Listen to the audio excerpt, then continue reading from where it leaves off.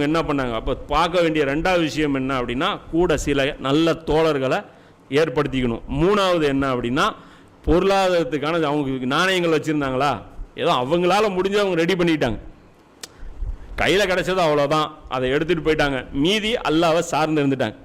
அல்லா அப்போ அவங்க சாதனத்தையும் எடுத்துகிட்டு போனாங்க. அல்லாஹ் எல்லா சாதனங்களுக்கும் மேலான சாதனம் எது? அல்லாஹ்வுடைய உதவி, அதுக்கடியும் ஒப்படைச்சிக்கிட்டாங்க. ஏன்னா அவங்க சூழ்நிலை அப்படி அமைஞ்சிருச்சு.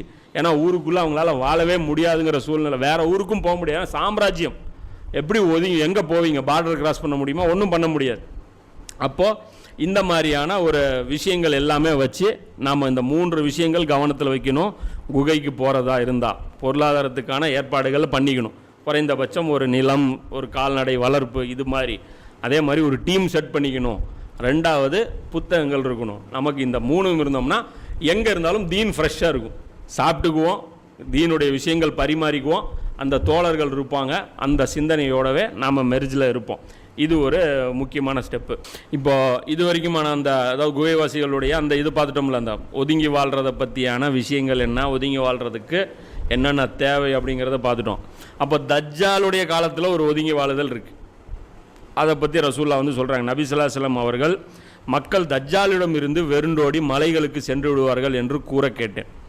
தஜ்ஜால் வரும்போது மக்கள் என்ன பண்ணுவாங்க, அவங்க தஜ்ஜாலுடைய அந்த தாக்கத்திலேருந்து பயந்து மலைகளுக்கு ஓடிடுவாங்க. அப்போது நான், அல்லாஹ்வின் தூதரே, இறைவழியில் போராடும் அரபியர்கள் அப்போது எங்கே என்று கேட்டேன். அதற்கு நபி ஸல்லல்லாஹு அலைஹி வஸல்லம் அவர்கள் மிக குறைவான எண்ணிக்கையிலே இருப்பார்கள் என்று பதிலளித்தார்கள். இது ஒரு ஹதீஸ். அப்போ தஜ்ஜாலுடைய காலத்தில், இப்போ தஜ்ஜாலை பொறுத்த வரைக்கும் பார்த்தீங்க, அவங்க தஜ்ஜாலுடைய ஹதீஸ்கள் கோர்வையாக ஒரே ஒரு சீக்வன்ஸில் அழகாக புரியவே முடியாது. இது நான் மட்டும் சொல்லலை, ரசூலுல்லாஹே சொல்கிறாங்க. ஹதீஸ் இருக்குது மிஷ்காத்தில். இன்ஷால்லா தஜ்ஜால் டாபிக் வரும்போது, தஜ்ஜால் டாபிக் இருக்கிறதுல ரொம்ப காம்ப்ளிகேட்டடான டாபிக். தஜ்ஜாலும் காம்ப்ளிகேட்டடானாலும் அவனுடைய அந்த சப்ஜெக்டும் காம்ப்ளிகேட்டட் தான். அப்போ தஜ்ஜால் பற்ற ஹதீஸ்கள் மாறி மாறி வரும். தஜ்ஜாலுடைய ஆனால் ஒரு விஷயம் அந்த அறிஞர்கள் மத்தியில் பிரபலம் என்ன, தஜ்ஜாலுடைய ஃபித்னா தனி, தஜ்ஜால் தனி. தஜ்ஜால் வெளிப்படுவது தனி, தஜ்ஜாலுடைய ஃபித்னா வெளிப்படுவது தனி.